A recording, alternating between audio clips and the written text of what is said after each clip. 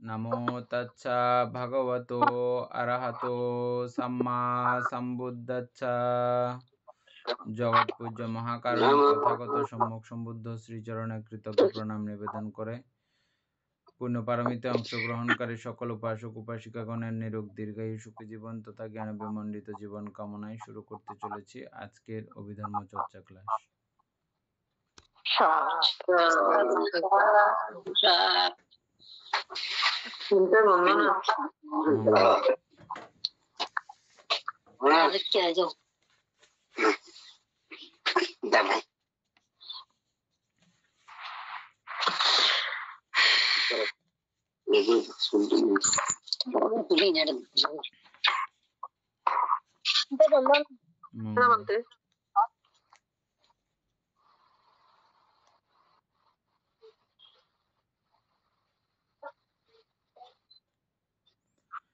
উপরের প্যারাটা কালকে এমনি শেষ হয়েছিল 73 পৃষ্ঠার উপরের প্যারাটা আমি আরেকবার রিপ্লাই করছি।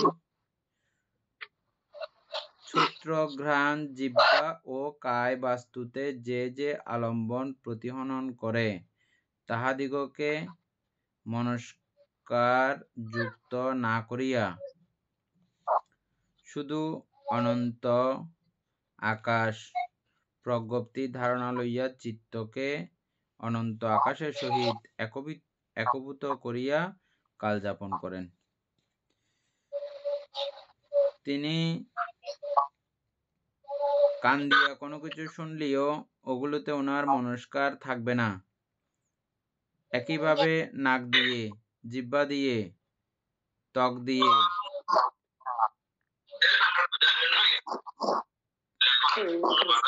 এবং চক্ষু তো বন্ধই আছে।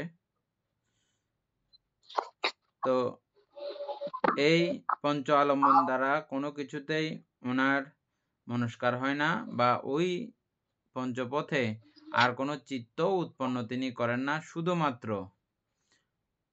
আকাশকে চিন্তা করেই তিনি কাল যাপন করেন। আকাশের মধ্যেই তিনি চিত্ত একভূত করিয়াই অবস্থান করেন। এই রূপে অনন্ত আকাশকে আলম্বন করিয়া অরূপ ধ্যান করিতে হইলে পূর্বকৃত আকারে রূপবচরের করুণা ধ্যান করতে হয়। করুণা ধ্যান সম্পর্কে আমরা কালকে বিস্তারিত আলোচনা করেছি, যতদূর করা দরকার ততদূর মোটামুটি যে করেছি। কারণ করুণা চিত্তকে অপরের দুঃখ আপনোদনার্থ তন্ময় করিয়া আমিত্ব হইতে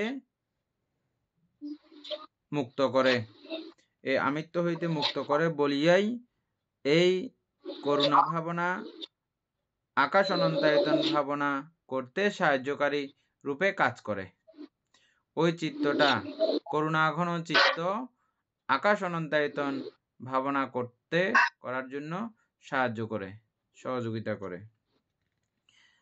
অরূপবচর ধ্যান চিত্তে আমিত্ব নাই। অরূপবচর ধ্যান চিত্তে আমিত্ব নাই, এই কথাটা দ্বৈত ভাব নাই, আত্মপর ভেদ জ্ঞান নাই। এই কথাটা কালকে আমরা একটু করে আলোচনা করছিলাম, আশা করি সকলের মনেও আছে। এই কথাটার মাধ্যমে কি বুঝেন আমি একজন করে জিজ্ঞেস করতে চাই।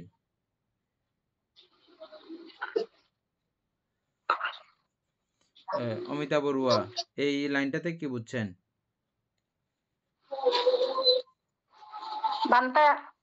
অরূপ ধ্যান করলে আমিত্ববোধ নাই, আমি আমাকে দিয়ে সবার দুঃখে দুঃখী হওয়া। এখানে কোনো আমি বলতে কোনো কিছু নাই। আমি সবার জন্য চিন্তা করব, সবার দুঃখে দুঃখী হব। আর কোনো দ্বিমত থাকবে না। দ্বৈতভাব মানে দুভাব মানে কোনো ধরনের ভাগাভাগ থাকবে না। আর আত্মপর, তবে নিজের এবং পর বলতে কোনো ভেদ জ্ঞান থাকতে পারবে না এই করুণা ধ্যান ধ্যান চিত্তে। ইন্দ্রা বড়ুয়া, আমি প্রশ্নটা আবার রিপ্লাই করছি।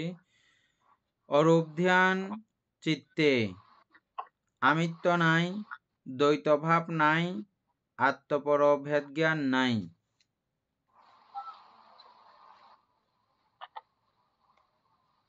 বলেন। বলতে অরূপ ধ্যান বলতে চিত্তের মানে আমার বলতে কিছু নাই, এটাই বোঝাচ্ছে। আমিত্ব নাই মানে আমার বলতে কিছু নেই। আর দ্বৈত মানে ওখানে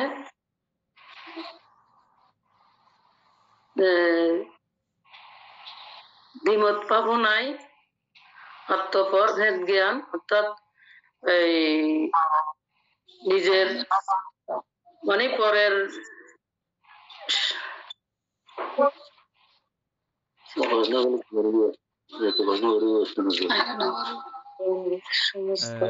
তারপরে মায়া বড়ুয়া আছে? মায়া বড়ুয়া পারবে? কথা শেষ হলে সঙ্গে সঙ্গে mute করে দিবেন আবার। যারা অরূপ ধ্যান চিত্ত ধ্যান করে তাদের আমার বলতে কিছু নাই, আমিত্ব নাই, এবং দ্বৈত ভাব মানে দ্বিতীয় ধরনের কোনো ভাব নাই, আত্মপর নিজের এবং পরের কোনো ভেদাভেদ নাই। আর কেউ নিজে থেকে বলতে চাচ্ছেন?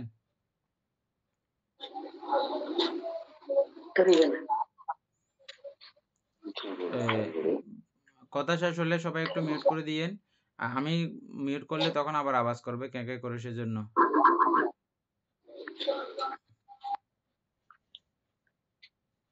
সবাই একটু মিউট করে দেন, যাদের সঙ্গে কথা হচ্ছে না তারা সবাই মিউট করে দেন। তারপরে উপাসক জ্ঞানশ্রী সিংহ আসছে?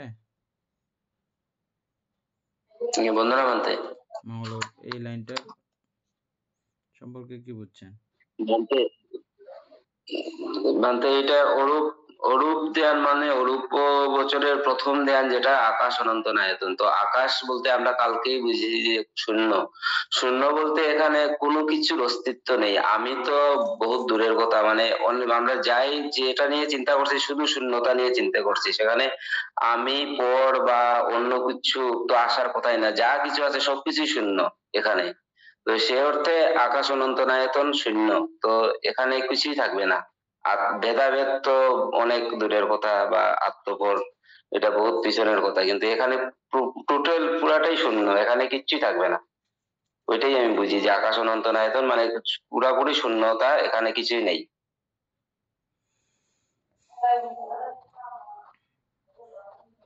এনি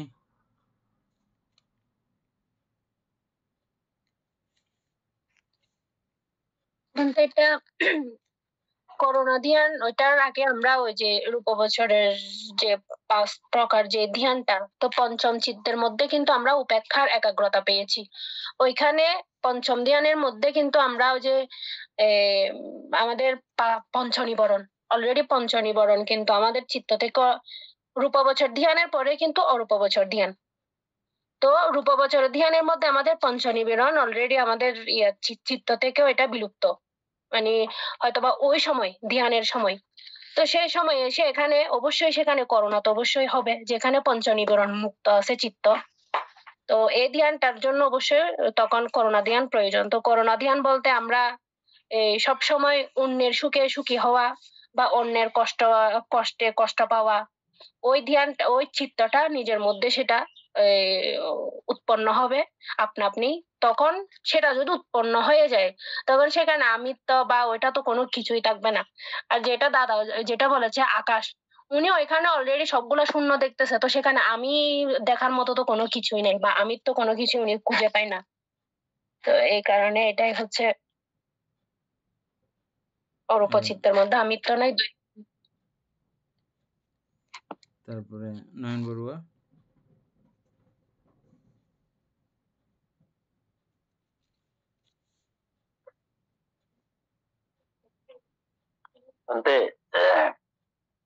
এখানে যে দিদি যেটা বললো আর কি, আমাদের অমিতা দি, ওনার কথাটা ঠিক আছে। আমি তো মানে এখানে যেহেতু শূন্য, উনি শূন্য দেখতেছেন বা কোনো কিছু পাচ্ছেন না, সেখানে আমি তো নাই। আর দ্বৈতভাব বলতে অনেক সময় দেখা যাচ্ছে যে একবার মনে হয় যে এটা আমার, আবার হয় যে শূন্য, মানে আছে অথবা শূন্য, এরকম একটা বিষয় এখানে বোঝানোর চেষ্টা করা হচ্ছে। আর এটা হচ্ছে লাস্টে আত্মপর। করোনা, করোনাটা হচ্ছে আমাদের পিতা মাতারা আর কি, যারা আমরা পিতা মাতা হয়েছি, আমাদের বাচ্চারা যখন একটু ব্যথা পায়, তো ব্যথাটা বাচ্চা যতটুকু পায় তার চেয়ে বেশি কিন্তু বাবা মারাই পায়। এটাই হচ্ছে মানে করোনার তো মানে উৎকৃষ্ট উদাহরণ। তো অনেক সময় দেখা যায় অন্যের বাচ্চা যদি ব্যথা পায়, সেক্ষেত্রে হয়তো মানে আমার বাবা মা অন্তত এইটুকু ব্যথা অনুভব করবে না, কিন্তু যারা এই অরূপ জ্ঞান লাভ করবেন তাদের কাছে কিন্তু এরকম এটা আমার বাচ্চা বা এটা অন্যের বাচ্চা এরকম ভাবটা আসবে না। মানে আঘাত ওনার কাছেও এটা সমানভাবে ওনার ভিতরে আঘাত আসবে বা কষ্টটা অনুভব করতে পারবে, এটা বোঝানো হচ্ছে সম্ভবত। আর কেউ বলার ইচ্ছে করলে বলতে পারেন।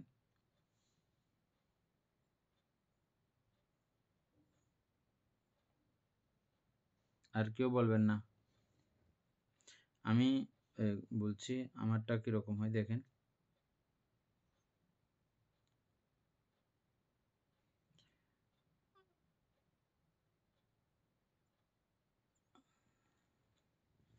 এখানে আমিত্ব বলতে আমরা যেটা বুঝি আত্মসংজ্ঞা। আমিত্ব বলতে আত্মসংজ্ঞা।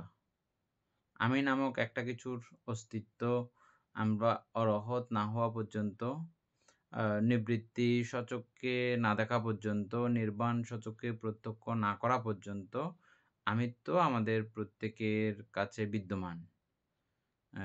তাহলে কি এই অরূপবচর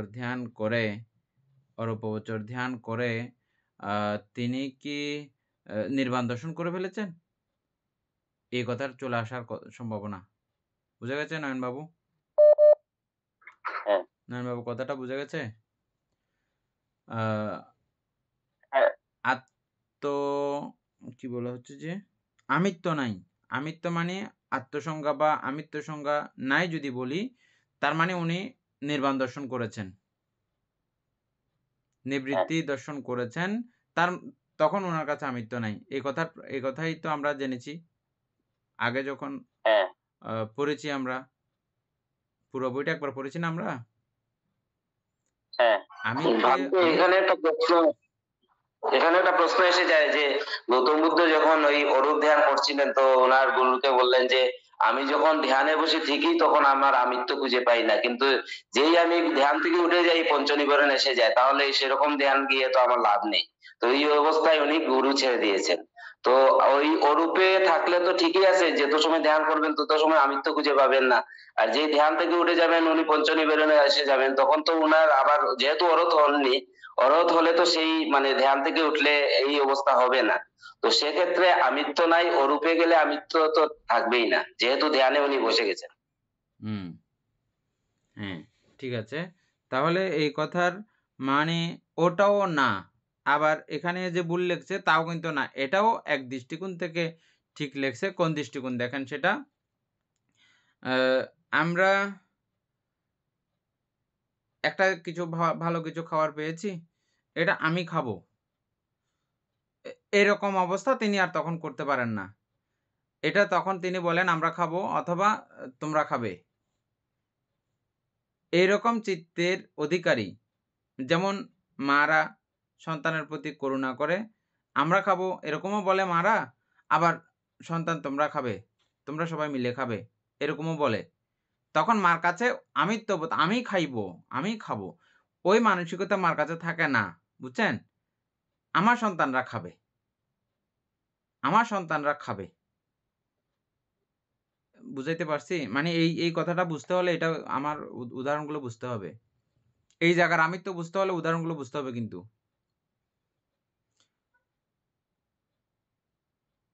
আমার অনুগ্রহে আশ্রিত শিষ্যবৃন্দ হোক বা যাই হোক, যখন আমি আমার কথা ভুলে গিয়ে আমি তাদের কল্যাণে যখন চিন্তা করব, আমার শত দুঃখ হোক শত কষ্ট হোক সবকিছুর পরেও আমি তাদের কল্যাণ যখন চিন্তা করব, মঙ্গল যখন চিন্তা করব, নিজেরটা যখন ভাববো না, নিজের কথা ভাবার আমার কাছে সময় নাই, আমার তাদের দুঃখটাই বড়। আমার প্রাপ্তি, আমার আ সমৃদ্ধি এটা ভাবার আমার কাছে যখন সময় থাকে না, আমি যখন এই অবস্থা ভাবি না, আমি শুধু অপরের কল্যাণের কথা ভাবি। এ অপরের কল্যাণের কথা ভাবার নাম হচ্ছে যে আমিত্বহীন অবস্থা। বুঝছেন? এই আমিত্ব, নির্বাণের আমিত্ব, প্রভেদ এবং তফাৎ ব্যবধান বুঝছেন এখন? হ্যাঁ বান্তে। এখানে মানে আমি আমার স্বার্থ ছাড়া, আমার স্বার্থহীনভাবে, নিঃস্বার্থভাবে যে ভাবি, আছে না? নিঃস্বার্থ মানুষ পৃথিবীতে আছে না? আছে বলেই পৃথিবী আছে। এখনো আছে, টিকে আছে। আমরা সবাই বেঁচে আছি, খাই। অ্যা সবাই যখন স্বার্থপর হয়ে যায়, বেঁচে থাকার অবস্থা নাই পৃথিবীতে। কেউ না কেউ স্বার্থত্যাগ করে বলেই আমরা বেঁচে থাকি সবাই। বুঝছেন? তো ওই স্বার্থত্যাগের কথা ভেবেই আমরা আ আমরাও আ কিছু না কিছু প্রত্যেকে আমরা স্বার্থত্যাগ করার জন্য ভাবি। না হলে কিন্তু কেউ এই পৃথিবীতে বাঁচার মতো অবস্থা কিন্তু নাই। আচ্ছা যাই হোক, সেই স্বার্থত্যাগী, স্বার্থত্যাগতার চরম অবস্থা নাম হচ্ছে যে এই আমিত্বহীন বা আমিত্ব নাই বলছে সেজন্য। এবং দ্বৈত নাই মানে আমার জন্য একরকম, আমারটা আমার ঠিকঠাক চাই। ওরটা হইলে হোক, নাইলে নাই। দ্বিতীয় জনেরটা দ্বিধা, ওই যে দ্বৈত ভাব নাই। আমার জন্য একরকম, ওর জন্য একরকম, এরকম না।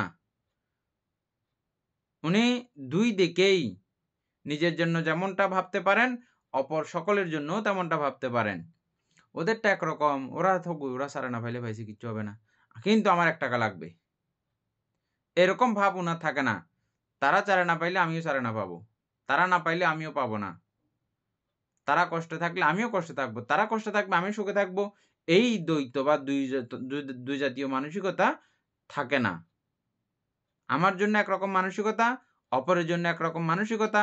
ওই মানসিকতা থাকে না, এটা হচ্ছে যে দ্বৈত ভাব। অমিতা বড়ুয়া ক্লিয়ার? হ্যাঁ বান্তে। নয়নবাবু বুঝছেন এটা? দ্বৈত ভাবের হ্যাঁ বান্তে। বিষয়টা বুঝছেন? আরেকটা হচ্ছে যে হ্যাঁ। আত্মপরভেদ নাই। দ্বৈত ভাব এবং আত্মপরভেদ একই কথা। মানে আমি যেরকম আমার নিজেরটা নিজের সুখ কামনা করি, অপরের বেলাও সেইম ভাবেই আমি সুখ কামনা করি। আত্মপর ভেদ নাই। আমিও যেমন ওও তেমন। আমিও সুখ চাই, ওও সুখ চাই। আমি আমার সুখ কামনা করি, ওরও সুখ কামনা করি। এইটাই। এই লাইনটা এমনে ছোট হইলেও গুরুত্বপূর্ণ। তো এটা অরূপগোচর ধ্যানের চিত্তের অবস্থা এগুলো। এরকম অবস্থা হইয়া থাকে তাদের। আচ্ছা, এ দ্বিতীয় প্যারাটাও আমরা পড়ছিলাম। আরেকবার আমি রিপিট করছি। আকাশ অসীম, আকাশ অনন্ত, আকাশ সর্বত্র, প্রত্যেক কিছুতেই আকাশ বিদ্যমান। এই কথা পর্যন্ত আমরা প্রত্যেকে প্রমাণ করেছি। আকাশ ছাড়া কোনো জায়গা নাই। কোনো কঠিনতম লৌহখণ্ড বা লৌহ থেকেও যদি আরও কোনো হার্ড কোনো বিষয়, আরও শক্তিশালী শক্ত কোনো বিষয়ও যদি হয়, পদার্থ যদি হয়, সেখানেও আকাশ ধাতুর বিদ্যমানতা রয়েছে। আমরা নানানভাবে এগুলো আলোচনার মাধ্যমে প্রমাণও করেছি, না? করছি না? হ্যাঁ বান্তে। যেহেতু করছি, সেহেতু এতদূর পর্যন্ত কথাটা ঠিক আছে। মানে প্রত্যেক জায়গাতেই আকাশ ধাতু বিদ্যমান। আকাশ বিদ্যমান আছে। মেঘের অন্তরালে আকাশ। মেঘের অন্তরালে মানে কি? মানে এখন আমরা মেঘ দেখলে এটা মেঘ দেখতেছি, মেঘের পরবর্তীতে এটা পুরো আকাশ। মেঘের পরবর্তী অবস্থাটা পুরাই কিন্তু আকাশ এটা। গ্রহ নক্ষত্র বলির মধ্যেও আকাশ, যে গ্রহ নক্ষত্র আছে ওখানেও যেহেতু একটা পদার্থের মধ্যেও যেহেতু আমরা আকাশ দেখতেছি, আর গ্রহ নক্ষত্রের মধ্যে তো আকাশ থাকবে, এটা স্বাভাবিক। দেহের প্রতি লোমকূপেও আকাশ। প্রতি লোমকূপের মধ্যে খালি জায়গা আছে, জানেন তো? সিদ্ধ হ্যাঁ আছে যে, বান্তে। জানেন তো? নাইলে গাম কিভাবে বের হয়? আমাদের লোমকূপ দিয়ে গাম বের হয় না? হ্যাঁ। তাইলে এভাবে ওই ওখানেও আকাশ আছে। তৎপর ধ্যানের মনে হয় মেঘ অন্তর্হিত হইয়া গিয়াছে, এই অবস্থাতে গেলে আকাশ অনন্তায়তন ভাবনা যখন তিনি সাকসেস হন, পরিপূর্ণ হন, তো ওনার কাছে আর উনি আকাশের দিকে যদি চক্ষু দিলেও, এমনি চোখ খোলা না, চোখ বন্ধই থাকে, এটা জাস্ট উদাহরণস্বরূপ, তিনি তখন ওই মেঘকে আর দেখতে পান না। মেঘ ওনার কাছে শূন্য হয়ে যায়, এক সরে যায়। সরে যায়। সরে যায় বলতে মেঘ মেঘের জায়গায় থাকে। প্রাকৃতির অবস্থা এটা যেমন আছে তেমনই থাকে। কিন্তু উনার চোখ দিয়ে উনি আর এটা দেখেন না। উনি আকাশকেই ফোকাস দেওয়ার কারণে, আকাশের দৃষ্টি দেওয়ার কারণে আর কোনো কিছু উনার চোখে পড়ে না। কোনো কিছুই উনি দেখেন না। যেমনটা আমরা মোবাইল দেখতে, দেখতে গাড়ির রাস্তা পার হই। অনেকে আছে বেকুব মানুষ। হ্যাঁ? বা বেশি ব্যস্ততা দেখাইতে যাইয়া ও মোবাইল দেখতে, দেখতে রাস্তা পার হয়। তো ওর কানের দিকে খেয়াল থাকে না। গাড়ি কিন্তু হরন দিছে। রেল কিন্তু হরন দিছে। হ্যাঁ? ওর ইয়ে থাকে না। অথবা গাছ একটা পড়তেছে যে, গাছ এটা মটর, মটর করে ও কোপ দিচ্ছে যে ওখানেই আওয়াজ হচ্ছে। খেয়াল থাকে না। ও মোবাইলের দিকেই সম্পূর্ণ তার মনোযোগ আকর্ষণ। পুরা মনোযোগ দিয়ে সে মোবাইলের দিকেই দেখে, দেখে রাস্তার ওইটা দিয়ে পার হচ্ছে, অথবা গাছতলা দিয়ে পার হচ্ছে, অথবা রেল লাইন ক্রস করতেছে। হ্যাঁ? কান-টান সবগুলো অটোমেটিক বন্ধ হয়ে গেছে তার। চোখেই তার দৃষ্টি রইল। শুধু চোখের মধ্যেই তার আ সমস্ত আকর্ষণ হওয়ার কারণে গাড়ি দুম করে এসে তাকে মেরে দেয়। অথবা গাছ চাপা পড়ে মারা যায়। অথবা রেলে ধাক্কা দিয়ে মারি ফেলে। ঠিক একইভাবে ওই জায়গাতে যেমন মোবাইলে দৃষ্টি হওয়ার কারণে আর কিছু যখন সে দেখে না, এখনো এখানে আকাশের প্রতি দৃষ্টি থাকার কারণে এই পৃথিবী বলুন, গাছপালা বলুন, আকাশ, মেঘ বলুন, অন্যান্য চন্দ্র বলুন, সূর্য বলুন, গ্রহ নক্ষত্র বলুন, ওগুলো উনি আর কিছু দেখে না। ঠিক একইভাবে এখানে যেমন সে গাড়ি হরন দিছে যে এটাও যেমন শুনে না। এইভাবে। বুঝছেন উদাহরণটা সবাই? শুধু তিনি আকাশই দেখেন। গ্রহ নক্ষত্র নিবিয়া গিয়াছে, ওগুলোকে উনি নাই অবস্থায় দেখে। সসাগরা না, সসম্ভার পৃথিবী অদৃশ্য হইয়া গিয়াছে। পৃথিবী ওনার কাছে অদৃশ্য হইয়া যায়। নিজেও আকাশে লীন হইয়া গিয়াছে। অর্থাৎ আমার যে দেহ, ওই দেহকেও আমি আকাশের সঙ্গে পুরো লীন অবস্থায় দেখতে পাবো। যখন আকাশ অনন্তায়তন ভাবনা কমপ্লিট হয় তখন। নিরাকার, শূন্যই। নিরাকার মানে কি? কোনো নির্দিষ্ট আকার নাই বলতে, নির্দিষ্ট আকার নাই নাকি কোনো আকারই নাই? কোনো আকারই নেই। একদম কোনো কিছু আকারই নাই। নাই। কোনো আকার নাই। নিরাকার, শূন্যই চিত্ত অধিকার করিয়া থাকে। ইহাই আকাশ অনন্তায়তন কুশল চিত্ত। এদূর পর্যন্ত। বিজ্ঞান অনন্তায়তন ধ্যান করিবার পূর্বে, আমি এটা কালকের বিষয়টা আবার রিপিট করলাম। কালকে আমার মনে হয়েছে যে কেন জানি পুরোটা আমি ভালো করে ইয়ে করি নাই এই জায়গাটা, সেজন্য। কিন্তু দ্বিতীয়টা পুরো ভালো করে ইয়ে করছিলাম, আলোচনা করছিলাম বিজ্ঞান অনন্তায়তনের জায়গাটা। দীপেন বাবু করছিলাম কি?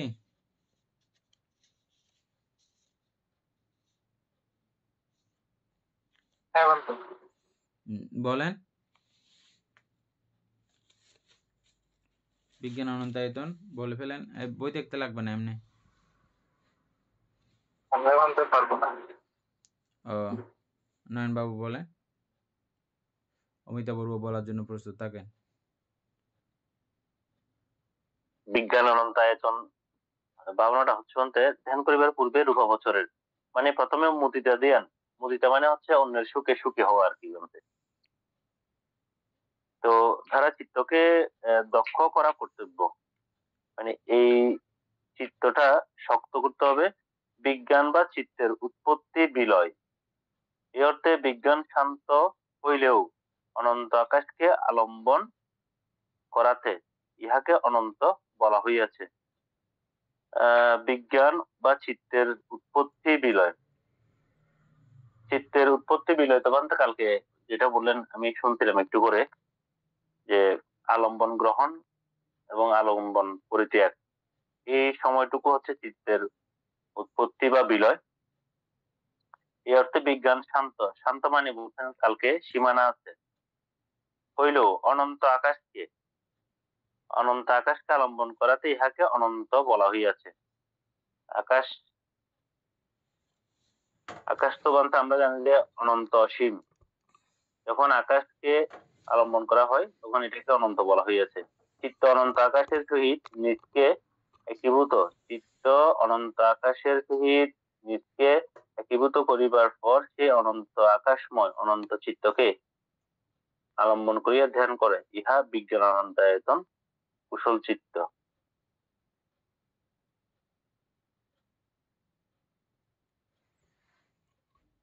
এনি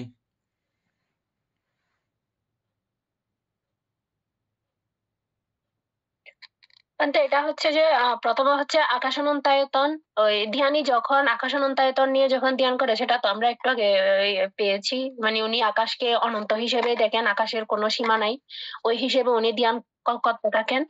তো এরপরে আসছে হচ্ছে বিজ্ঞান অনন্তায়তন। বিজ্ঞান অনন্তায়তনের মধ্যে, আকাশ অনন্তায়তনের মধ্যে করুণা ধ্যান করতে হয়, আর বিজ্ঞান অনন্তায়তনের মধ্যে মুদিতা। তো মৈত্রী, করুণা, মুদিতা আসলে এগুলা প্রায় সেম, কাছাকাছি। তো এই জায়গায় এসে কিন্তু আমরা বিজ্ঞানের কিন্তু মানে একটা সীমা আছে। বিজ্ঞান এই কিভাবে শুরু এবং সেটা কতটুকু পর্যন্ত গিয়ে শেষ হয়, সেটা কিন্তু আমরা পেয়েছি। সেটা তো সেটার সীমা আছে, কতটুকু মানে কতটুকু থেকে শুরু হয়ে কতটুকুর মধ্যে শেষ হবে। কিন্তু যখন বিজ্ঞান ওই আকাশকে যখন অনন্ত হিসেবে উনি আলম্বন করেছেন, সে সেই সময় তখন তিনি বিজ্ঞানকেও কিন্তু অনন্ত হিসেবে দেখতে পান, এবং বিজ্ঞানকেও তিনি অনন্ত হিসেবে ওইভাবে ধ্যান করতে থাকেন। তো সেটা হচ্ছে বিজ্ঞান অনন্তায়তন।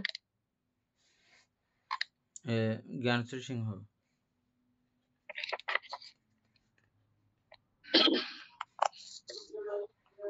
ভান্তে, সাধক যখন আকাশ অনন্তরায়তন এই ধ্যানে বসেন, তো এর পরবর্তী অবস্থাটাই উনি বিজ্ঞান অনন্তনায়তন, মানে আকাশ সম্পর্কে চিন্তা করতে করতে উনি পরবর্তীতে চিন্তা করেন যে আমার চিত্ত ওই আকাশ নিয়ে, এই অনন্ত নিয়ে ভাবছে, তাহলে আমার বিজ্ঞান, আমার এই চিত্ত কত অনন্ত যে এই আকাশ সম্পর্কে চিন্তা করতেছে। তো ওই উনি ভাবতে ভাবতে যে, কিন্তু এর মাঝামাঝি পর্যায়ে যেটা মুদিতা ধ্যান এখানে লেখা হয়েছে, আমরা আগে জানতাম না যে আকাশ অনন্তনায়তনের মাঝামাঝি যে এই পরিস্থিতি, যে এই যে বিজ্ঞান অনন্তনায়তন মানে ধ্যান করার পূর্বে মুদিতা ধ্যান দ্বারা চিত্তকে দক্ষ করা কর্তব্য। তাহলে ওই মুদিতা ধ্যান মাঝামাঝি পর্যায়ে দেখা যাচ্ছে এখানে মুদিতা ধ্যানও আছে। তো আমরা জেনারেলি জানি যে আকাশ ধ্যান করতে করতে উনি চিত্ততে ঢুকে আবার চিত্ত সম্পর্কে চিন্তা করেন যে চিত্ত কত অনন্ত, যে এই আকাশ সম্পর্কে চিন্তা করতে পারছে। তাহলে এই আমার চিত্ত অনন্ত, বিজ্ঞান অনন্ত, এই রূপে আমরা এই মানে বিজ্ঞান অনন্তরায়তনটাকে আমরা মানে মানে চিনতে পারলাম আর কি। অমিতা বড়ুয়া।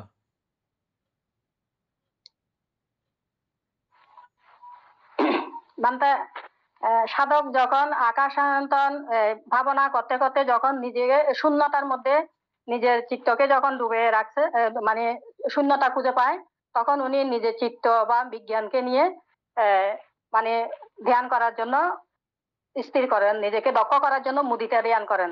যা আমরা অপরের সুখে সুখী, মানে অপরের কল্যাণে কল্যাণ, এইভাবে করতে করতে নিজের যখন বিজ্ঞান এবং চিত্তের মধ্যে যখন উনি চিত্ত নিয়ে যখন ধ্যান করতে যায়, তখন ওখানে দেখতেছে যে আকাশ তো অনন্ত, আকাশ তো শূন্য, কিন্তু আমার বিজ্ঞানে কিন্তু এখানে সীমা পরিসীমা আছে, কিন্তু আকাশের মধ্যে সীমা পরিসীমা নাই।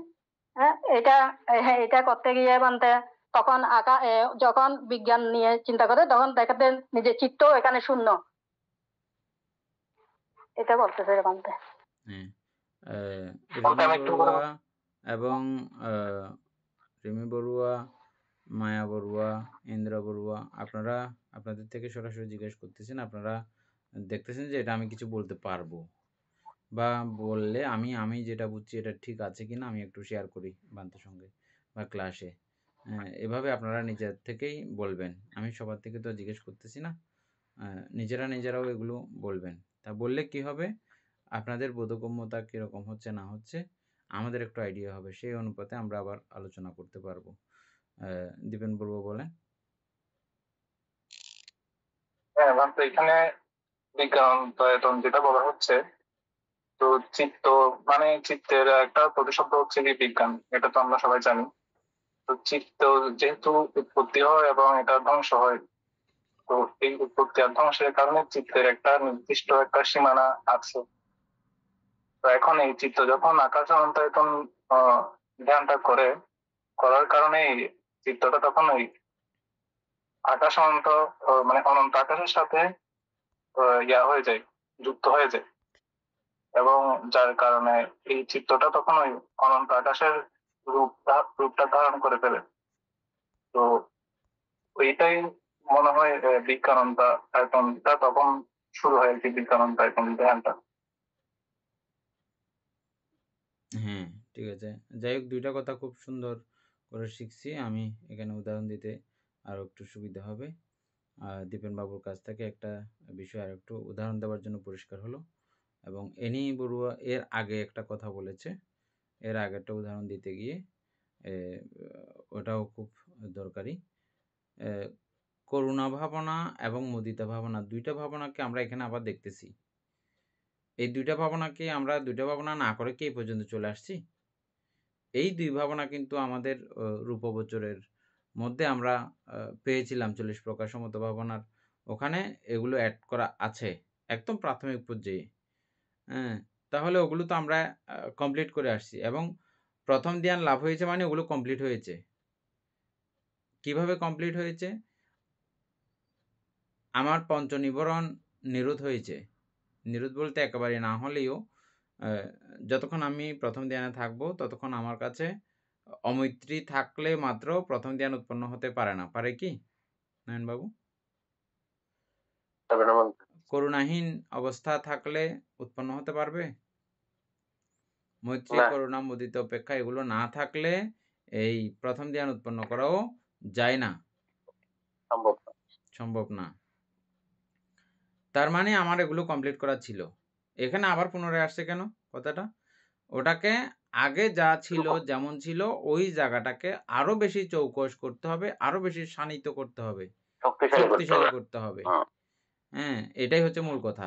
ওখানে ছিল আমার, এটা আছে জায়গাটাকে আরো পরিষ্কার করা। এটা মানে এই ধ্যান করতে হলে ওটা লাগবেই, এটাকে আরো পরিষ্কার এবং ইয়া করে স্বচ্ছ করে তুলতে হবে। এনের কথা থেকে এটা মানে আবার আসলো পুনরায়। হ্যাঁ, আমাদের তো এটা রেডি আছে, কিন্তু তারপর আবার এটাকে একটু পরিষ্কার করা। আর দীপেন বাবুর কথা থেকে কি একটা আসছিল,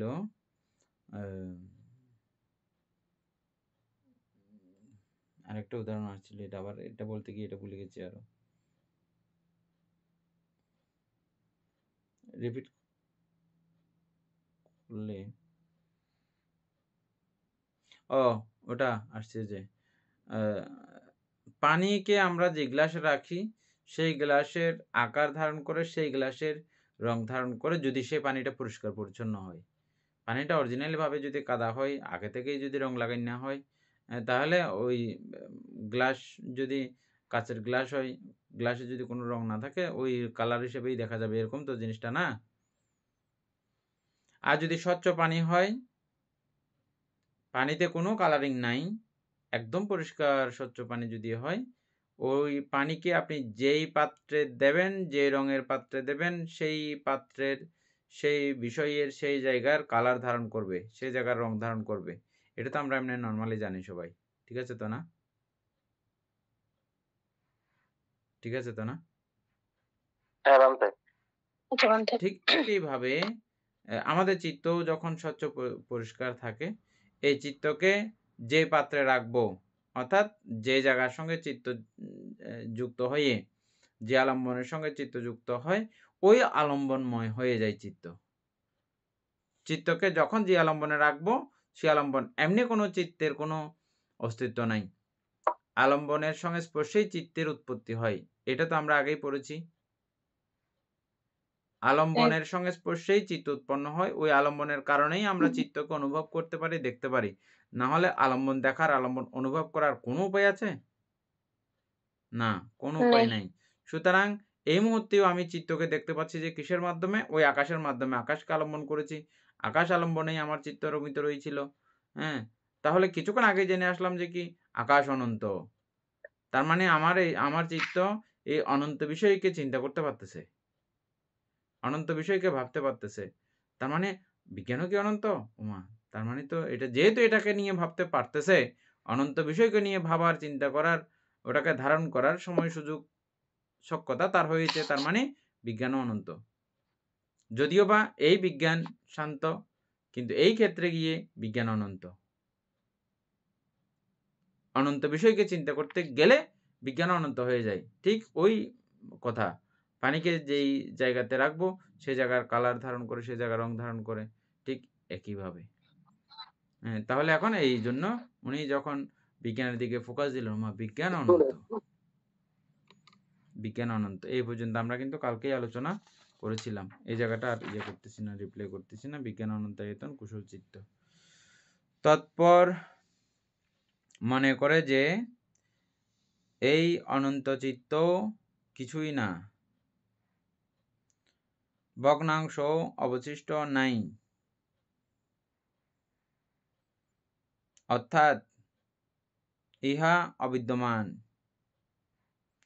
এই ধারণা চিত্তের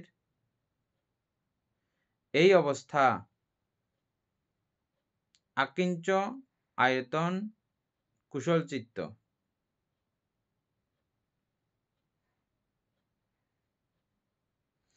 কিঞ্চনের অভাব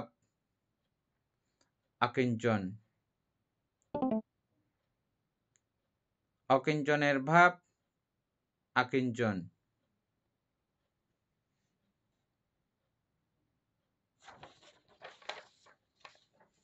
এই তৃতীয় ও রূপধ্যান কুশল চিত্তের শান্ত ধীর অবস্থাকে, যাহা সংজ্ঞাও নহে অসংজ্ঞাও নহে, তাহাকে আলম্বন করিয়া চিত্ত ধ্যান মগ্ন হয়, ইহা নৈব সংজ্ঞা না সংজ্ঞা আয়তন কুশল চিত্ত। আমরা এটা আলোচনা করি শুধু একটা। নয়ন বাবু, হ্যাঁ, এটাতে আপনি যা বুঝছেন তা নিজ ভাষায় প্রকাশ করেন। অমিতাপূর্ব প্রস্তুত থাকেন। এই তৃতীয় রূপধ্যানটা যখন কুশল চিত্তের মানে শান্ত ধীর, একদম শান্ত ধীর অবস্থা হয়ে যায়, এই অবস্থাকে মানে সংজ্ঞা আছে বা নাই এরকম একটা অবস্থায় চলে যায় আর কি। অনেকটা যদি বলা হয় যে কোমার যে অবস্থা, এটাকে মানে এখানে নৈব সংজ্ঞা না সংজ্ঞা ধ্যান বলা হচ্ছে। এতে সংজ্ঞা আছে নাই এরকম একটা 73 মাঝামাঝি পৃষ্ঠা, পর্যায়ে 73 চলে যায়। পৃষ্ঠা। তারপর মনে করে ওখান থেকে ওই একদম ও, লাস্টের প্যারাটা, 73 পৃষ্ঠার লাস্টের প্যারাটা।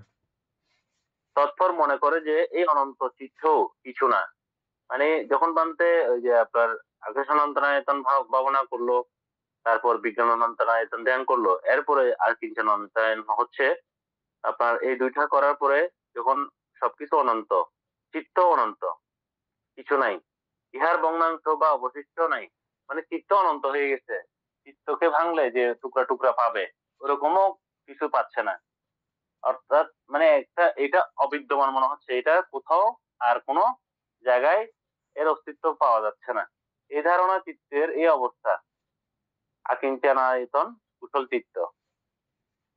এরপরে এটার আকিঞ্চনায়তন কুশল চিত্তের পরে ভান্তে তৃতীয় রূপ ধ্যান কুশল চিত্তের শান্ত দৃঢ়, মানে একদম চিত্তকে এত শান্ত দৃঢ় করে ফেলে আহ এখানে এমন অনুভব চলে আসে যে সংজ্ঞা আছেও নাই, সংজ্ঞা আছেও আবার এটা একটু অসংখ্য পরে নয়। আলোচনা করতেছি। এটা একটা এটা করি শুধু। আচ্ছা, মানতে তারপরে এনে অমিতাপূর্ব প্রস্তুত থাকেন, এগুলো রেডি করেন।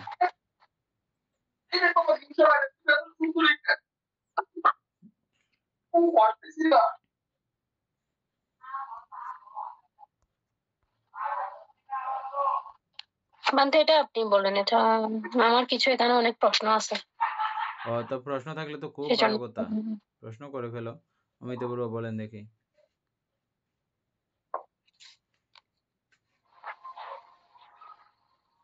বান্তে সাধক যখন আকাশ অনন্তন ভাবনা করছে, তারপর বিজ্ঞান অনন্তন ভাবনা করার ওইখানে তো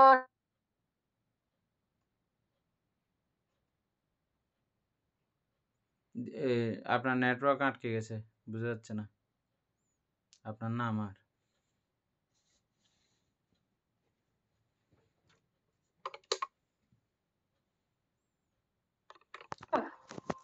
আসে নাই, কথা কিছু আসে নাই।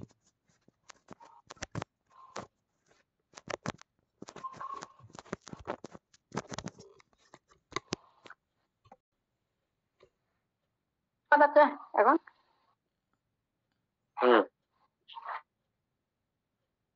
বলেন। সাধক ও আপনার আকাশ অনন্ত আকাশ ভাবনা আপনার নেটওয়ার্ক কভার করবে না, নেটওয়ার্ক অসুবিধা আছে, নাইলে আমার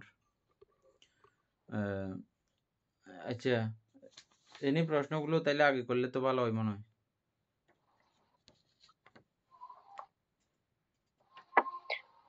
এটা হচ্ছে নৈব সংজ্ঞা না সংজ্ঞার মধ্যে, এটা আকিঞ্চন আয়তনের, এটার মধ্যে অর্থাৎ এটা হচ্ছে তো এরকম যে ওইখানে উনি অনন্ত দেখেছেন ঠিক, চিত্তকেও ওইখানে অনন্ত হিসেবে দেখেছেন, কোনো কিছুই নাই। আবার এখানে এসে দেখতেছে যে ওমার চিত্ত তো কিছুই না, বা এখানে অনন্ত কিছু না, আবার চিত্ত কিছু না। তো এই ধরনের একটা অবস্থা চিত্তের মধ্যে উৎপন্ন হয়, সেটা হচ্ছে আকিঞ্চনায়তন কুশল চিত্ত। তো এখানে আবার বলছে যে কিঞ্চনের কিছু অভাব। তো এখানে উপরে বলেছে যে চিত্তের মধ্যে উনি কোনো কিছুই আবার দেখতে পাচ্ছেন না, কোনো কিছুই নাই। আবার এখানে বলছে আবার কিছুর একটা অভাব। তো এটা ওরকম, মানে এটা কি বোঝাতে চাচ্ছে এটা? পরিষ্কার কথা হচ্ছে যে মূল বিষয়টা এখনো মানে ক্লিয়ার হচ্ছে না, এই তো? হ্যাঁ। আচ্ছা। তারপর এখানে আবার যেটা আছে নৈব সংজ্ঞা না সংজ্ঞা, তো উনি এখানে তো কোনো কিছু উনি সংজ্ঞা দেখতে পান নাই, তো এখানে আবার সংজ্ঞা নহে অসংজ্ঞ নহে, তো এ ধরনের একটা এটা আপনি একটু ক্লিয়ার করে দেন। এটা আমরা আগের ক্লাসেও মোটামুটি ক্লিয়ার ছিল, হয়েছে। আসলে প্রত্যেক সময় প্রতিনিয়ত চর্চা না করলে, যেহেতু এগুলো আমাদের পরীক্ষিত বিষয় না, পরীক্ষা করলে তখন এগুলো হয়তো আমরা বলতাম না, আর এমনি ভুলে যাওয়াটা স্বাভাবিক। আচ্ছা, যাই হোক, আমি আবার আলোচনা করার চেষ্টা করতেছি, আপনারাও খেয়াল করেন। হ্যাঁ, আমরা বিজ্ঞান অনন্তায়তন পর্যন্ত আমরা পৌঁছে গেলাম, এটা পর্যন্ত বুঝছি। আমাদের অমিতা বড়ুয়ার বলারটা খুব সুন্দর স্টাইল ছিল, মানে খুব সুন্দর করে যেভাবে বলা উচিত এই চ্যাটটাকে আসলে বলতে গেলে ওইগুলো বাদ দিয়ে ওগুলো অ্যাড করে করে বলতে হয়। আমার বলার ভঙ্গিটা খুব ভালো লাগছে অমিতা বড়ুয়া, বুঝছেন? শুনতেছেন আপনি? শুনতেছে। হ্যাঁ, মানে এই 4টা ধ্যানের এগুলো বলতে গেলে ও প্রথমটা এগুলো অ্যাড হয়ে যায় অটোমেটিক ভাবে, ওটাকে দিয়েই মানে বলতে হবে, ওটা ছাড়া এটা মানে আসতেছে না, আসবে না। তো বলার ভঙ্গি দেখে বুঝলাম যে উনি এটা নিতে চেষ্টা করতেছেন বা এটা বুঝতেছেন যে এটা আমার ভালো লাগছে। যাই হোক, এটা যখন তিনি বিজ্ঞান অনন্তায়তন ধ্যান যখন তিনি সাকসেস করবেন, পরিপূর্ণ করে ফেলেছেন, আমাদের চিত্তের সর্বসময়ের কাজ বীজানন, চিত্তের কাজ বীজানন স্বভাব। আমরা এই বীজাননকে প্রথম ধ্যানে গিয়ে আমরা কি দেখেছিলাম যে এটাকে বিচার যেটা ছিল, এটা চিত্তের কাজ, ও বিচার করবেই, যে কোনো জায়গাতে ওকে দিলে ও বিচার করা শুরু করে দেবে, এটা চিত্তের কাজ। চিত্ত সর্বসময়ই বীজানন স্বভাব সম্পন্ন, এটা পড়েছিলাম তো আমরা, পাইছিলাম। সুতরাং এই জায়গাতে গিয়েও চিত্ত যখন এই জায়গাতে পৌঁছলো, ও তার স্বভাব পরিবর্তন করে নাই, তার স্বভাব থেকে সে একটুও হটে যায় নাই, ও স্বভাব এখনো ঠিক রেখেছে। কি করে এখন এই জায়গাতে গিয়ে যখন বিজ্ঞানকে দেখতেছে সে বিজ্ঞানের সমস্ত কিছু বিচার করা শুরু করে দিয়েছে, বিজ্ঞানকে বীজানন করা, বিজ্ঞানকে আরো জানা, বিজ্ঞান কি রে, বিজ্ঞান কি জিনিস রে, হ্যাঁ, এটা সে জানা শুরু করে দিয়েছে। কে? চিত্ত। কারণ চিত্তের স্বভাবে এটা, ও যখন এটাকে জানার চেষ্টা করতেছে, এটা এত বেশি আকার যেহেতু অনন্ত অপরিসীম একটা বিষয়ের সঙ্গে, সীমানাহীন একটা বিষয়ের সঙ্গে যখন যুক্ত হয়ে গেছে, তাহলে এটা অত্যন্ত সামান্য। আমরা মোবাইলের মধ্যে ছবি একটা হচ্ছে যে 5 মেগাপিক্সেল, এটাকে যদি আমরা 100 মেগাপিক্সেল করে ফেলতে চাই, তাহলে এ পর্যন্ত এটার কোনো অস্তিত্ব আর খুঁজে পাওয়া যায় না। আমরা এখানে গালের মধ্যে একটা তিল আছে, এটা জুম করতে, করতে শুধু তিলের জায়গাটা করলাম। তিলের জায়গাটা যখন জুম করলাম পুরোটাই দেখবেন সাদা, আর কিছু কোনো কালা-টালা কিচ্ছু নাই। তিলটাকে যদি জুম করা যায়, যদি জুম করেন এভাবে এখন এডিট করে, করে এডিট করে, করে তখনও যদি তিলটাকে যদি জুম করেন, তাহলে ওই তিল নামক কোনো কিছু কি আর দেখা যায়? দেখা যাবে? এনে বোঝা যাচ্ছে? মনে পড়ছে। মনে পড়ছে এখন? আবসা আবসা দেখা যায়, একটু একটু দেখা যাবে বন্ধু, আবসা আবসা। ওই আবসাকে যদি আবার ছোট একটা বিন্দু করে আবার যদি আমি জুম করি, এই পর্যায়ে করতে, করতে একসময় এটা পুরো আমার স্ক্রিন যেরকম থাকে, মোবাইল স্ক্রিন যেরকম থাকে ওরকম হয়ে যাবে না? সাদা ছাড়া আর কিছু দেখা যাবে? এক পর্যায়ে সাদা ছাড়া আর কিচ্ছু দেখা যাবে না। এখানে কিচ্ছু আছে বলে, কোনো তিল আছে বলে আমি চিন্তা করতে পারব না, ভাবতে পারব না। তো সুতরাং আমার চিত্ত এমনিই জেনেছি যে আমি চিত্ত শান্ত। কিন্তু এই অনন্তের সঙ্গে মিশে অনন্ত হয়েছে। কিন্তু এখন অনন্ত হয়েছে আমার চিত্ত এখন কিরকম আছে, বা ওই চিত্তের কি পরিস্থিতি, আকাশের কি পরিস্থিতি, ওই চিত্তের তো স্বভাব এটা। বিচারণ করা, এখানে আমি কোন জায়গায় আছি, কিরকম আছি, কি জিনিসটা কি, এটা বিচার করতে গিয়ে, বিচারণ করতে গিয়ে ও দেখতেছে যে এটা এত, এত, এত জঘন্যতম পরিস্থিতি হয়েছে, এটার আন্তরিকতার পর্যন্ত ছোট্টখাট্ট আঁশ পর্যন্ত আর খুঁজে পাওয়া যাচ্ছে না। এই চিত্তের ছোটখাটো রেখাও, একদম অতি সূক্ষ্ম, অতি সূক্ষ্ম, অতি সূক্ষ্ম রেখাও খুঁজে পাওয়া যাচ্ছে না। তাই বলে কি নাই ধারণা হয়ে গেছে ওনার কাছে? নাই ধারণাও হতে পারবে না। এত বিশাল এমনি আকাশ চিন্তা করে বসে আছে, কিন্তু ওটা নাই না, আছে কিন্তু। এখন এখানে কিন্তু কিছুর অভাব, মানে আমি কিছু যে দেখাবো ওই কিছুরও অভাব। এটা মানে এই চিত্তের এখন এই অবস্থা, এত সূক্ষ্মতম অবস্থায় চিত্ত পৌঁছে গেছে। চিত্তের এই সূক্ষ্মতম ভাবে চিত্তকে আমি দেখতে পাচ্ছি, এরকম ভাবেও যে দেখাবে ওই পর্যায় পরিস্থিতি পর্যন্ত নাই। এই কিছুর অভাব বা কিঞ্চনের অভাব, কিছুর অভাব বা কিঞ্চনের অভাব, কিছু যে দেখাবো ওটাও নাই, সেই পরিস্থিতি পর্যন্ত আমার আর থাকবে না। সাধকের ওই পর্যায়ে গিয়ে এটারও আর পরিস্থিতি পর্যায় থাকে না। এটাকে বলা হয় আকিঞ্চায়তন ভাবনা। ওই জায়গাতে গিয়ে তিনি ওই সূক্ষ্ম জায়গার মধ্যে বিচার করেন বলে, বিজানন করেন বলে, ওই সূক্ষ্ম জায়গার মধ্যে চিত্ত স্থিত রাখেন। কত সূক্ষ্মতম করে ফেলেছে চিত্তকে, এটা আপনি চিন্তা করতে পারেন। এখন কত শূন্য জায়গার মধ্যে চিত্তকে বসে রাখছে, মানে ওই একটু কিঞ্চন জায়গা খোঁজার চেষ্টা করতেছে যে ওইরকম জায়গার মধ্যে চিত্ত বসিয়ে রেখেছে। সেখানেও চিত্ত অদ্যত্ত না, চঞ্চল না, সেখানেও চিত্ত স্থির শান্ত হয়ে বসে রয়েছে। ওই শান্তভাবে ওই অবস্থা, বীজানন সম্পন্ন অবস্থা, ওই সময়টার অবস্থার নামই হচ্ছে যে আকিঞ্চ আয়তন। আশা করি বুঝছেন, যদি আমি ঠিকমতো বুঝাইতে পারি আর কি। এর থেকে তো আর আসতেছে না কিছু উদাহরণ। তারপরে আমাদের উপাসিকা লাভলি বড়ুয়া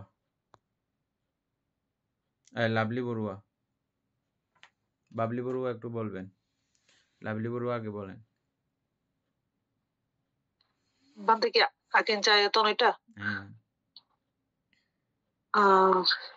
সাধক যখন সব বিষয় নিয়ে দেখে, যখন তিনি সংজ্ঞা খুঁজেন এবং তার সূক্ষ্মভাবে দেখতে পারেন, তাকে আকিঞ্চায়তন বলে। ঠিক আছে। সংক্ষিপ্ত এর বাবলি বড়ুয়া বলেন।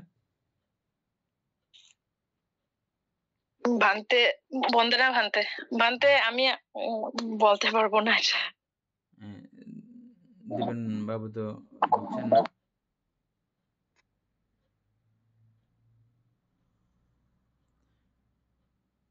বিজয় বাবু তো আপনি কোনোদিন বলতেছেন না।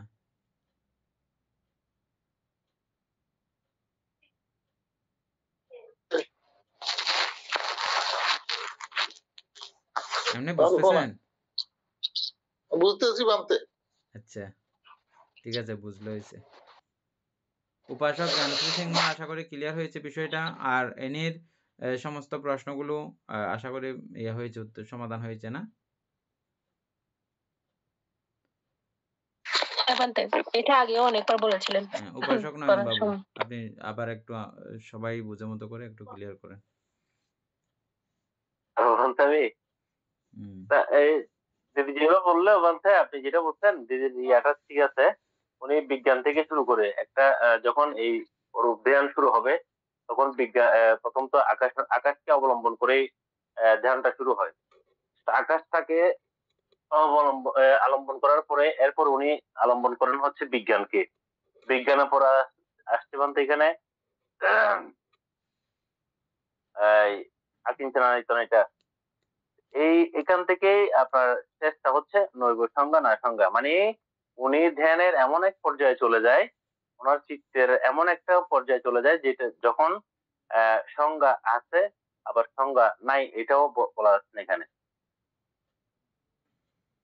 মানে উনি সংজ্ঞা আছে এবং নাই এই দুইটার মাঝখানে অবস্থা আর কি।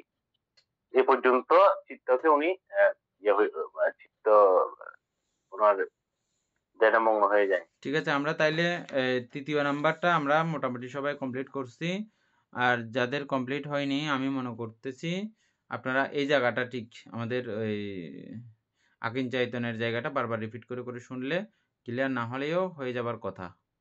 তারপরেও যদি আবার প্রশ্নাদি থাকে জিজ্ঞেস করবেন। আমাদের দীপেন বাবু সবসময় প্রশ্নাদি জিজ্ঞাসা করে, আমার খুব ভালো লাগে। হ্যাঁ, আর যদি লেখার অভ্যাস যাদের আছে লিখে সুন্দর করে আবার সবার জন্য কমপ্লিট করে দিতেও পারেন এই 4টা বিষয়। মানে বইয়ের ব্যাপার না, আপনাদের স্ব উপলব্ধির ব্যাপার। আপনারা লিখে দিতে পারেন। হ্যাঁ, লিখলে আমরা সবাই একটু উপকৃত হব, সবাই দেখব গ্রুপের মধ্যে। আমরা চতুর্থটা আলোচনা করি, একটু সময় আছে।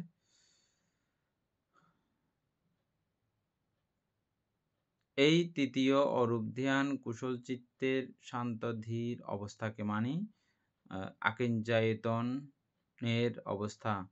আকিঞ্চায়তন কিছু দেখানোর পরিস্থিতি পর্যন্ত নাই, ওই অবস্থায় আমি পৌঁছে গেছি। ওই অবস্থার ধীর শান্ত, ওই অবস্থাতেও চিত্ত শান্ত এবং স্থির ধীর। ওই জায়গাতে কিছু নাই যেও এমন জায়গাতেও সে শান্ত ধীর হয়ে বসে রয়েছে, ওটাকে বিজানন করতেছে, বিচার করতেছে কি অবস্থা আসলে কেমন হয়ে গেছে এটাকে নিয়ে বিচার করে করে ওখানেও ধীর এবং শান্ত অবস্থায় বসে রয়েছে। হ্যাঁ, যাহা সংজ্ঞাও নহে, এটাকে যখন বেশি যখন বিচার করতেছে, এটা আসলে বইয়ের কথা দিয়ে বোঝা যাবে না। আমরা সংজ্ঞা বলতে কি বুঝি?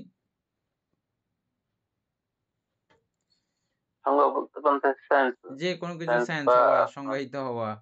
হ্যাঁ, তাই এই সংজ্ঞায়িত গুলো হয় আমাদের প্রত্যেকটা আলম্বনের মধ্য দিয়ে, চক্ষু, নাক, জিহ্বা সবকিছুর মধ্যে দিয়ে, সেন্সর গুলোর মধ্যে দিয়ে আমরা সেন্সটা পাই, সংজ্ঞাটা পাই না। এখানে তো একেবারে সূক্ষ্ম থেকে অতি সূক্ষ্ম জায়গায় বসে রয়েছে, অতি সূক্ষ্মতম অবস্থা যেখানে কিছু আছে বলার মতো, এটা কোনো জিনিস, এটা বলার মতো পর্যায় পরিস্থিতি খুঁজে পাচ্ছে না। তাই ওই জায়গাতে ওনার সংজ্ঞা উৎপন্ন, এটা অমুক জিনিস, এটাকে সংজ্ঞায়িত করার মতো ভাষা ওনার নাই। আর কিছু নাই তো এখানে কিভাবে কোন সংজ্ঞা দেবে উনি? ওনার সংজ্ঞা আছে, ওই জিনিসের প্রতি সংজ্ঞা নাই, কোনোটা বলার মতো অবস্থা ওনার আর থাকে না। নৈব সংজ্ঞা না সংজ্ঞা, আবার নাই বলার পুরা সংজ্ঞা নাই, টোটালি এটা সংজ্ঞাহীন এরকম বলার উপর যে না কিছু একটা তো আছে। উনি জানে যে এটাকে আবার জুম ছেড়ে দিলে আবার এটা জিনিস, যেমন আমরা জানি যে এখন হ্যাপি বার্থডে লেখা আছে বেলুনে, আমি নিজেই জানি যে এটা হ্যাপি বার্থডে অবশ্যই লেখা আছে, এটা বাতাস ছাড়ে দিলে মাত্র দেখা যাবে। এখন আবার বাতাস ছাড়ে দিলে এটা দেখা যাবে, কিন্তু যখন পুরো ইয়া করে ফেলছি তখন পুরো সাদা হয়ে গেছে, একদম পুরো পরিষ্কার হয়ে গেছে, কোনো লেখা দেখা যায় না। দেখেছেন আপনার বেলুনগুলো বেশি ঠাঁ সাজিয়ে ফুলাইলে হয়তো ফাটে যাবে, না ফাটলেও কোনো লেখা টাখা কিছু দেখা যাবে না, এরকম হয় না? হ্যাঁ, এই অবস্থাতে গিয়ে উনি দেখতেছেন, খুঁজতেছেন, খুঁজিও কিছু মাত্র আছে, এই বলার পর্যন্ত পরিস্থিতি নাই। না থাকা অবস্থায়ও তিনি সেখানে স্থির শান্ত রয়েছেন, আর সেখানে থাকা অবস্থাতে তিনি সংজ্ঞা খোঁজার চেষ্টা করতেছেন, যে সংজ্ঞাও খুঁজে কি সংজ্ঞা দেবে এখন, কি সংজ্ঞা, কিভাবে সংজ্ঞায়িত করবে এই জিনিসটাকে। কিঞ্চনেরও অভাব, কিছুরও অভাব, এই ছোট একটা জায়গা, এটাই সংজ্ঞা বলতাম আমি। এখন ওই ছোট চিন্তনের অভাবজনিত জায়গার মধ্যে আমি কাকে সংজ্ঞায়িত করব? কি বিষয়কে সংজ্ঞায়িত করব? কিভাবে সংজ্ঞায়িত করব? আমরা সংজ্ঞায়িত যা করেছিলাম, সংজ্ঞা যা দেখেছিলাম, সংজ্ঞা চিনেছি না আমরা সবাই? কিছু একটা বিষয়কে কেন্দ্র করে আমাদের সংজ্ঞা উৎপন্ন হইতো। কিন্তু এখন আমার ওরকম কোনো বিষয়কে আমি আর বলতে পারছি না, দেখাতে পারছি না যে এটাই সংজ্ঞা। এজন্য তিনি একবার মতবাদ প্রকাশ করতে চান যে নৈব সংজ্ঞা, মানে সংজ্ঞা নাই। আবারও করি, নাইও সংজ্ঞা, নৈব সংজ্ঞা না সংজ্ঞা দুটাই। উনি দোদুল্যমান অবস্থায়তে, দোদুল্যমান বলতে অদ্বৈত, এগুলো দোদুল্যমানটা মানে বুঝে নিতে হবে। নির্বাণ না থাকা পর্যন্ত তো এটা দোদুল্যমান তো আছেই। এটা খুব টপের দোদুল্যমানতা আর কি। হ্যাঁ, মানে কোন নৈব একটা সংজ্ঞা ক্লিয়ার না বলতে সংজ্ঞা। পারতেছে না মানতে, হ্যাঁ, কোন একটা মানে মতামত এখানে দিতে পারতেছে না, হ্যাঁ, মানে স্থির এটা সিদ্ধান্তে সংজ্ঞা আছেও বলতে পারতেছে না, আবার নাইও বলতে পারতেছে না। হ্যাঁ, কারণ তিনি জানে যে তো এটা বেলুনের বাতাস কমাই দিলে এটা দেখা যাবে। তিনি তো জানেন। কিন্তু এই হ্যাঁ, মুহূর্তে তো থাকলে দেখাও। দেখালে তো আরে নাই তো এটা। নাই বলবে এখন। হুম, এই বিষয়টা হচ্ছে সেম এরকম। এটা জাস্ট উদাহরণ। এটা সম্পূর্ণ অনুভূতির একটা বিষয়। ওখান থেকে শুরু করে হ্যাঁ, অমিতা বড়ুয়া যেভাবে চিন্তা করছে, সেভাবে যদি চিন্তা করেন আপনাদের পুরো বিষয়টা ক্লিয়ার হয়ে যাবে। হুম? তো এমনে লেখার বিষয় দিয়ে বুঝা আসলে আমরাও পারি নাই। আপনারা কোত্থেকে পারবেন? তারপরও আমরা এই লাইনগুলো দিয়ে আরেকবার চেষ্টা করি। হ্যাঁ? অবস্থাকে যাহা সংজ্ঞাও নহে, অসংজ্ঞাও নহে, তাহাকে আলম্বন করিয়া চিত্তধ্যান মগ্ন হয়। ইহা নৈব সংজ্ঞা, না সংজ্ঞা আয়তন, কুশল চিত্ত। ইহাই চতুর্থ ধ্যান। এখানে লাস্টের কথাটা হচ্ছে যে ওই সিদ্ধান্তে তিনি উপনীত হয়ে গেছেন। এটাকে হ্যাঁ, না, না, হ্যাঁ কোনোটাই মানে সঠিকভাবে তিনি বুঝতে পারতেছেন না। তবে নাতেই মোটামুটি নৈব সংজ্ঞা এদিক থেকে বললেও তিনি না বলতেছেন, ওইদিক থেকে বললেও তিনি না বলতেছেন। ওই অবস্থাতে গিয়ে তিনি চুপচাপ স্থির হয়ে যান, স্থিরভাবে থাকেন। ওই অবস্থার নাম হচ্ছে যে নৈব সংজ্ঞা, না সংজ্ঞা আয়তন। ওখানে গিয়ে তিনি অদ্বৈত বা দোদুল্যমানতা, অস্থিরতা ওরকম কোনো ব্যাপারের মধ্যে থাকে না, কিন্তু এখানে স্থির হয়ে সেখানে রয়ে গেছেন। এই অবস্থাটার নাম হচ্ছে যে স্থির আছে কিন্তু কোন একটা সিদ্ধান্ত তিনি দিতে পারতেছেন না, হ্যাঁ, দিতে না পারলেও ওই স্থির, অবস্থায় তো একটা একদম শান্ত, অস্থিরতার ব্যাপার রয়েছে। অস্থিরও না কিন্তু এটা। ওই অবস্থায় অস্থির গিয়ে না। এটা এক পর্যায়ের এক রকমের ওই সূক্ষ্ম জায়গাতে তিনি স্থির করে আছেন। ওই অবস্থাতে স্থির থাকার নাম হচ্ছে যে নৈব সংজ্ঞা, না সংজ্ঞা আয়তন ধ্যান। এ নিয়ে আশা করি পুরো ক্লিয়ার বিষয়টা। আমাদের আগের রেকর্ডগুলো থাকলে আবার একটু আমিও শুনতাম। তাহলে আরো একটু ক্লিয়ার হতো বিষয়গুলো। এখন যাই হোক, এবার তো রেকর্ড হয়ে যাচ্ছে। এগুলো আপনারা বারবার করতে পারবেন, শুনতে পারবেন। তবে আগে থেকে আরো পরিষ্কার হয়েছে আমাদের আলোচনাগুলো। আর আপনারাও আশা করি পরিষ্কার করে বুঝতে পেরেছেন। সদ্ধর্মপ্রাণ প্রিয় উপাসক উপাসিকা বৃন্দ, আপনাদেরকে অতীব কৃতজ্ঞতা, ধন্যবাদ, পুণ্যদান এবং আবারই যত প্রকারের ভালো লাগা আপনাদের প্রতি নির্ঝরণ করছি। কারণ এগুলো খুবই এগুলো বললেও শোনার মানুষ পাওয়া যায় না। আপনারা যে ধৈর্য ধরে এগুলো শুনতেছেন, হ্যাঁ, এগুলো কিন্তু অসাধারণ। হ্যাঁ, এগুলো কোনো সাধারণ ব্যাপার না, সাধারণ কথা না। হ্যাঁ, তো এই কথাগুলো যারা বলে তাদের আশপাশ দিয়েও মানুষ থাকে না। দূরে শুরু করবে ওই ধর্ম কথা। এরকম দূরে চলে যায়। আপনারা খেয়াল করবেন। আপনারা যদি এই জাতীয় কথাগুলো বলতে শুরু করেন কারো সঙ্গে, আগে থেকে দূরে সাইড কেটে চলে যাবে। খেয়াল করছেন কিনা জানি না। আমি খেয়াল করি এরকম। দূরে চলে যাবে। তবে সেই পরিস্থিতির মধ্যে আপনাদেরকে খুঁজে পাওয়া এমনতর অবস্থার মধ্যে এগুলো শোনার জন্য, এগুলোতে ধৈর্য ধারণ করার জন্য যে আপনাদেরকে খুঁজে পেয়েছি, সবাই একত্রিত হওয়াতে যদিওবা আমরা কয়েকজনে মিলেও এটা আলোচনা করতে পারতাম, কিন্তু সবাই থাকাতে এটা একটা প্রাণবন্ত হয়েছে। সেজন্য আমরা প্রত্যেকে একে অপরের মহাকল্যাণকামী, মহোপকারী। তো সেই সকল গুণাবলীগুলো চিন্তা করে আপনাদেরকে অশেষ পুণ্য এবং মৈত্রী দান করছি। এই পুণ্যে আপনাদের সর্ববিধ অন্তরায় দূরীভূত হয়ে সর্ববিধ সুখে সুখী হন, কামলোকীয় সুখে সুখী হন। বর্তমান যে যার অবস্থান থেকে স্বাচ্ছন্দ্যতা প্রাপ্ত হয়ে অবস্থান করুন, এরূপ মৈত্রীপূর্ণ আশীর্বাদ করছি। এতক্ষণ যাবৎ আমরা অভিধর্ম চর্চা করে যে পুণ্যরাশি অর্জিত হয়ে, যে পুণ্যরাশি অনন্ত চক্রবাসী সত্যগণকে দান করছি, গুরুভান্তিদেবকে দান করছি, মাতা পিতাগণকে দান করছি, এবং যারা আমাকে প্রতিনিয়ত চারি প্রত্যাদি দান করেন তাদেরকে এই পুণ্যরাশি দান করছি। এই পুণ্যরাশির কাছে আমরা প্রত্যেকেই প্রার্থনা করব, নির্বাণ লাভ করা অবধি অসৎ ব্যক্তি, মূর্খ ব্যক্তি পাপমিত্রের সংসর্গ লাভ না করে সদা সর্বদা জ্ঞানদর্শী কল্যাণ মিত্রের সান্নিধ্যে সংসর্গ লাভ করতে সক্ষম হই। এইরূপ সাধু কামনা পোষণ করে আজকের মতো ক্লাস এখানেই সমাপ্ত করছি। সাধু সাধু সাধু